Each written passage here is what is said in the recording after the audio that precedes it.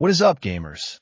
Welcome back to the COD Pod, your number one source for everything gaming, leaks, and deep dive rumors. I'm your host, and today we are sinking our teeth into one of the biggest, most surprising turnarounds in recent franchise history. We are talking about Call of Duty 2026, Infinity Ward, and the heavily rumored, practically confirmed return of the extraction mode that started a cult following, DMZ 2.0. It's crazy to think about. Just a couple of years ago, Activision walked away from DMZ. They froze support, left it sitting in Warzone 2.0, and moved on to things like Modern Warfare Zombies. But the community never truly let it go. And now, the leaked data suggests Activision is realizing they need it back. The context matters here, especially looking at the backdrop of the industry. The recent Call of Duty, Black Ops 7 wrapped up 2025 with a bit of a thud commercially.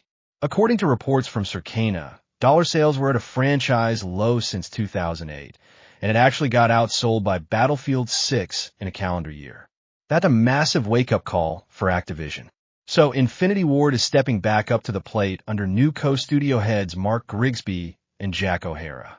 And just a few days ago, on May 21st, they dropped a bomb on the Off Duty podcast. They explicitly said 5 words that set the internet on fire. Yes, we are making the definitive Modern Warfare.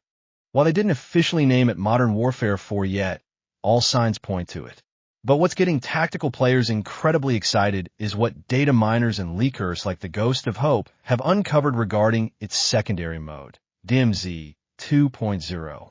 Let's break down what the leaks are saying about how this new iteration is going to play. It looks like Infinity Ward isn't just copy-pasting the old DMZ mode. Leaks indicate DMZ 2.0 is going to borrow heavy elements from both Modern Warfare Zombies and the Black Ops 7 campaign finale, which, twist alert, was an extraction shooter-style setup. But the big headline? They are planning a massively focused PvP environment. This is a big deal because the old community was always split down the middle on PvP versus PV. It sounds like they want a high-stakes, ruthless map. But it's not just the combat changing. We're talking mechanical upgrades. Rumors are circulating that we will see full day and night cycles and dynamic weather systems. Imagine deploying into a tactical zone under clear skies, but halfway through your extraction, a massive storm rolls in or darkness hits, forcing you to switch to night vision goggles. That completely changes the vibe and the pacing of a raid.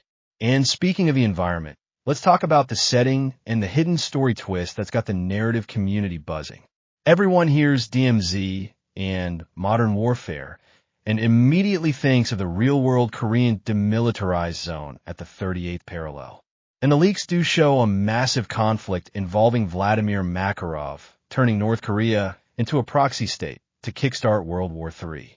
But data mine code string for the actual DMZ map suggests the location is 500 miles away from the Korean border. It actually points straight to a Russia-North Korea border conflict. So it's likely a post-campaign setting where Makarov's ultranationalist forces, the Connie Group, are trying to enact his final plans after the main story ends, and Task Force 141 has to drop in to clean up the mess. That officially elevates DMZ from a side mode afterthought to the literal epilogue of the Modern Warfare 4 story. Which brings up a massive question the community is debating right now on Reddit. Will it be free to play, or is it going behind a paywall? The community sentiment on this is fascinating. The original DMZ was free under the Warzone umbrella, but a lot of leaks hint that DMZ 2.0 might be baked directly into the premium Modern Warfare 4 multiplayer package. And honestly, looking at the forums, a ton of players are actually asking for it to be a paid mode. Players are saying, look, if I have to pay $60 or $70, but it means the mode gets heavily monitored, gets constant content updates, and keeps a massive chunk of the free-to-play cheaters out of our lobbies. Take my money. Plus, we know Activision is shaking up monetization.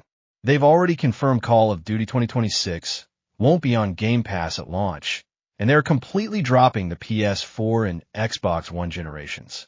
This game is strictly current gen, PS5, Xbox Series X and S, and PC. It's a clean break from the past. They want to maximize visual fidelity, processing power for those dynamic weather systems, and build AD. What's up, gamers? Welcome back to the COD Pod, your number one source for everything gaming, leaks, and deep dive rumors. I'm your host, and today we are sinking our teeth into one of the biggest, most surprising turnarounds in recent franchise history.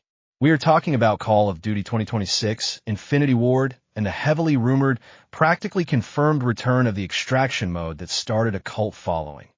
DMZ 2.0.